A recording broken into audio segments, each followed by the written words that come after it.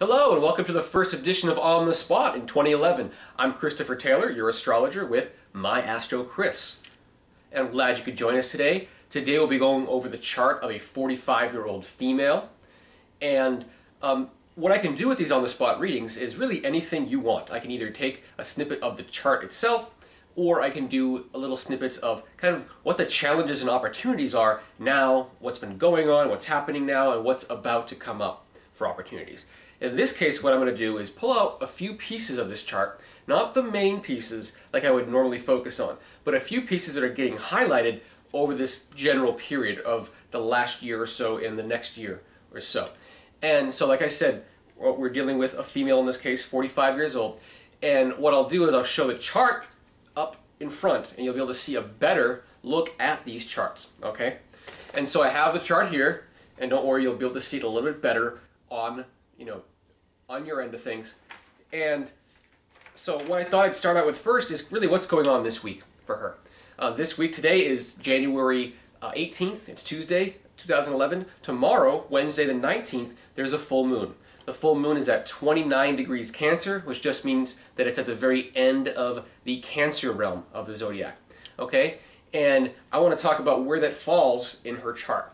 And so if you look at the chart that you have up here, notice that the right side of the chart, the far right side, I drew in a little picture of the moon. This is essentially where that full moon is going to occur, at the end of Cancer. Cancer's that blue sign that looks like a 6 and a 9. There, at the very top of that sign, right on the edge where that bold line is on the far right side, that's where the full moon is landing. Okay, on the other side of the chart, on the left side, notice we have the symbol for the Sun and Mars, which are circled there for you. And those are just crossing her ascendant. That point right there, the left side of the chart where that bold line is known as the ascendant point, and the sign that is going through that point is known as the rising sign. And you might have heard other readings that I do here where I talk about the rising sign. We won't talk too much about that today, but I want to bring your focus to that Mars and Sun crossing her ascendant, all while this moon comes in on the other side of things and essentially culminates something for her. Okay, and in this case, what we have is someone who, over the last month or so, a couple months, has really kind of been hibernating in some ways. Okay, we've just got out of the holidays and everything, but as far as what her inner drive is and everything else, represented by Mars, and her ego, represented by the Sun, kind of what time period is it for her at this time? With the Sun and Mars crossing her ascendant, this is her kind of coming out time. So she's feeling a little bit more invigorated over the last couple of days. Again, today, Tuesday the 18th. Over this past weekend, something would have infused her, and she kind of feels almost rearing to go in some ways. And this full moon on Wednesday, tomorrow, this is going to occur in the opposite side of our chart, the 7th house cusp, which is the house of others, relationships, okay? And so there's some sense of crisis here, or culmination. And it doesn't have to be a negative thing in terms of the word crisis, but there is, this awareness of coming out of hibernation and all of a sudden being, whoa, out in the open here, okay? And so she's feeling this tug and pull between self and others. That's going to be a big part of her experience this week. That's kind of getting into the minutia and the small scale as far as timing goes. So this week is really about becoming suddenly aware that, that she can't be hibernating from the world and that she has to be a part of the world. And there's certain balance between herself and others that has to be maintained. Okay? And so from there, what we'll talk about is a little bit more larger scale kind of things. A couple things I want to get to. The first thing I want to get to, if you look at the chart, is this trine. Now a trine is a 120 degree angle in astrology. It's considered an angle that represents harmony and flow between the two energies that it connects. And in her case, she has the moon and Mercury in a trine. And the moon is up in the 11th house, Mercury in the 7th. Okay? So what this tells me is that there's some hidden talents in here, okay? And we're actually going to be talking about another trine in just a few minutes that she has in her chart. And what these trines, like I said, represent is hidden talents, things that we have within us that we can awaken, but we don't have to. It's like having a skill that we have no real, a desire to use until there's a reason, okay? And so this is one of those times in her life, it kind of started a few years ago, and she's in the middle of it, and over the next couple of years, she's developing these inner talents. She's unleashing hidden talents in some ways, okay? And so we look at this first option, and notice up here I have a few things highlighted, a few things circled. We're looking at the moon in the 11th house and Mercury in the 7th house. That blue line that connects them, that's the trine. And what that represents in her chart with Mercury in the 7th and the moon in the 11th has a lot to do with this inner balance of the emotional and the rational. Okay? She may not think that she can be balanced emotionally and rationally, but when push comes to shove, this is someone who has this inner ability to balance the rational mind with emotions. Okay, and how does this come out for her? With the 7th house, Mercury in the 7th house, this is what she can really apply for others. How she can help others, in a sense. Moon in the 11th house. This is about getting out in the community, okay? So the more she gets out in the community and kind of gives people advice, that's Mercury in the 7th house. I have Mercury in the 7th house myself, so I understand how it works. And this will stimulate this inner talent that she has, okay?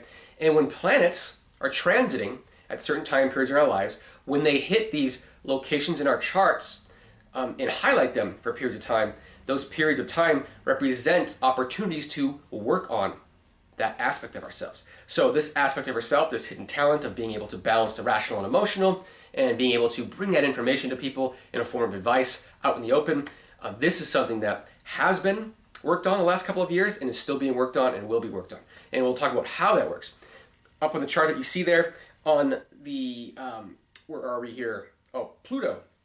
We start with Pluto up in the kind of upper left, just to the north of due west on your chart there, that to the left side.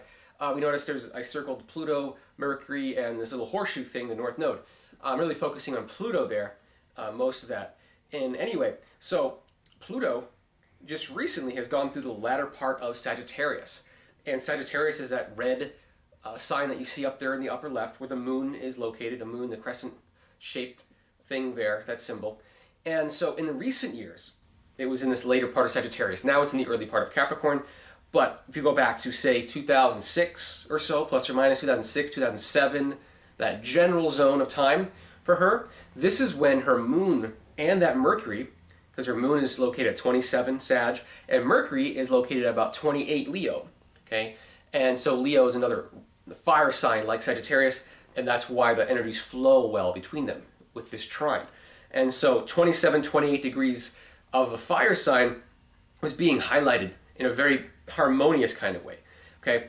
The Pluto conjunct her moon, a little less harmonious, but the Pluto trining her Mercury, this combination of things was an opportunity for her to really go within and develop her ability to articulate. Okay? She's always had it, but there were things stopping her. Some of those things would have been dealing with mother issues, issues of the feminine in general, and having to really get at those issues first in order to unleash this sense of empowerment with her ability to articulate and give information to people. Okay, so this would have been 2006, 2007. Immediately following that, now we have Neptune, which is kind of hovering. That's on the kind of the bottom left, just below that horizon on the left side that's circled there. Neptune is this planet of illusion and delusion and confusion and spiritualization, and it really softens things that it touches. And in terms of this configuration, one thing that was going on, or is going on now, it's been going on for about a year, so say 2010 through early part of 2011, even back into the late 2009 was when this started. This kind of took the baton from Pluto in a way, and so Pluto was really about getting underneath it all and really promoting this opportunity of awareness for her articulation, okay, by getting at the issues that were blocking it.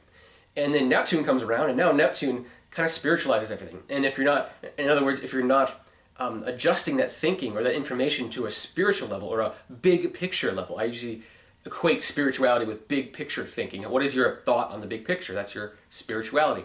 And so with Neptune opposing her Mercury, Mercury being this planet of intellect and rationale, this is the time that she's in right now that's just about over. Got a few more months here in early 2011. But it's really spiritualized her way of bringing in information, okay? So someone who might be very logical will go through this period and come out of it, maybe using a little bit more intuition, okay?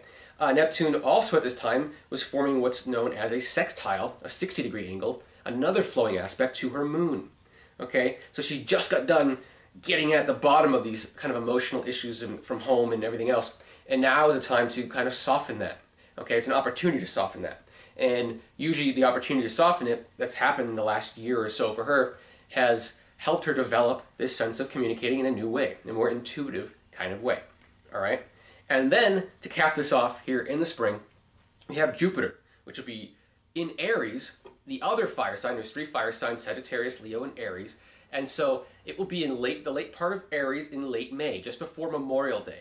Okay, in late May, Jupiter is going to form a trine to both the Moon and Mercury. Okay, this is a very potent total aspect called a grand trine. It's a grand trine because there's now 3 trines. If you look at the Mercury Moon is the first trine, and then we have a trine from the Moon down to Jupiter on the bottom of the chart, and from Mercury down to the bottom of the chart into Aries to hit Jupiter.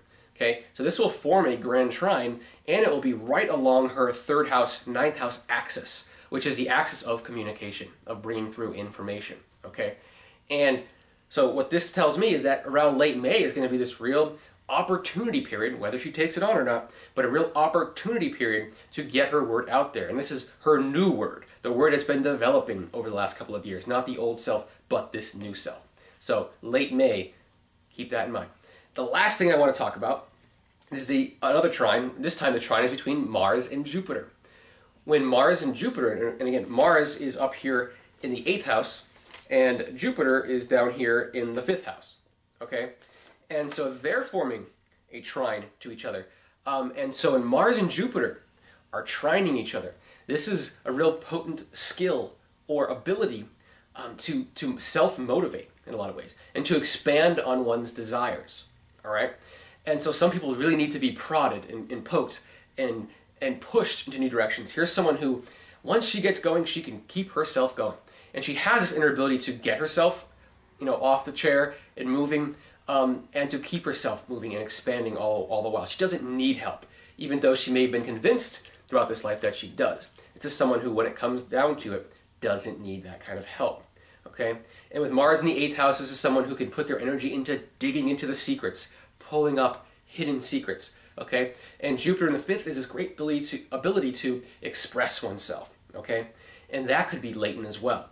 When this comes together, here's someone that can really put energy into expressing what they're finding, the secrets that they're finding for people, or for whatever research she might be working on.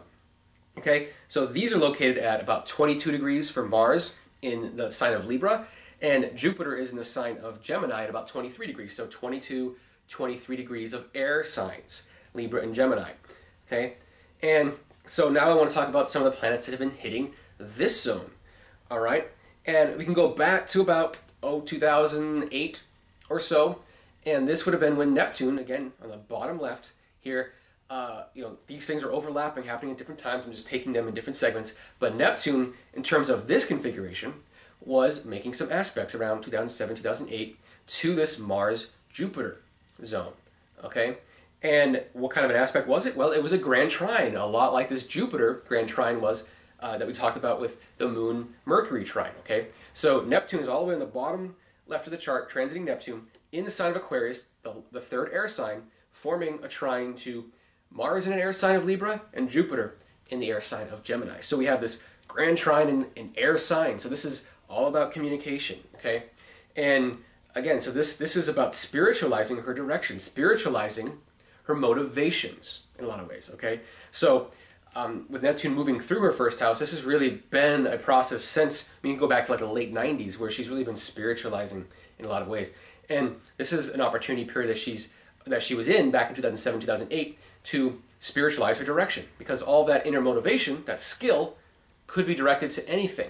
Okay, but this is telling us that here's an opportunity to direct it to something more big picture oriented. Okay, following on the heels of Neptune, we have the planet coming up now, planet Jupiter, again in the spring, just before that last period we talked about in late May. Now we'll back it up to about early May. So May is a big month for this individual. May is a pretty big month. And in early May, Jupiter is going to form some aspects to this Mars-Jupiter trine. Okay, and so Jupiter's on the bottom of the chart. It's going to be moving through Aries. It's going to oppose Mars, and it's going to form a sextile to Jupiter. Okay, that opposition to Mars, it's going to be a brief time period in early May. The feeling of let's go, let's do it now. Okay, this is really going to be infusing this inner sense of drive, this inner sense of I can do whatever I put my mind to, and I can just keep it going and expand it and grow it all on my own, and I don't need help. And this will be that feeling, that kind of a feeling of in early May, the sense of now is the time to expand and grow and move beyond. And then a couple weeks later, here in late May, like we said, that's when Jupiter forms a grand trine with the Moon and Mercury. And so I feel like May is going to be a really big opportunity month for this individual. And I want to make that very clear. May is going to be very important. Okay, but once things are established and get going in May, time moves on, things happen, and as we get to the fall, this is when Saturn, up on the top of the chart, notice Saturn, if you look at the top, it's right near Mars. It's approaching Mars. It won't quite get there until about October. Okay, but when it does, Saturn will be right on top of Mars. It'll be a conjunction with Mars, and so it will be naturally forming a trine down to Jupiter. So this will be a time to get down to the bare bones and seriousness of the nature of what direction she's now heading. So May is going to introduce this whole new possibility. And then October is going to be the time to really kind of get down to the brass tracks, get serious, and really formulate things, formulate processes, formulate systems that will that can honor and can nurture these possibilities and ideas. So, for example, actually, if the idea in May is forming a business or something, then the reality in October might be, finding the funds for it, creating the bank accounts for it, those kind of things, those kind of serious, supportive things that have to be done that aren't as fun as the initial kind of pulse of energy. So, anyway, that about wraps it up for this individual. And so, to summarize, really, this is someone that has been going through recently this time period of, at least in the very near recent time, kind of hibernation. Okay, but in the bigger time, she's been her communicative style has been more spiritualized. It has been more turned to the big picture. Okay, there's been a lot of healing that's gone on in the last couple of years, and now she's really ready to share information with the world in a lot of ways. And so all that's happening now, and now it's like culminating here.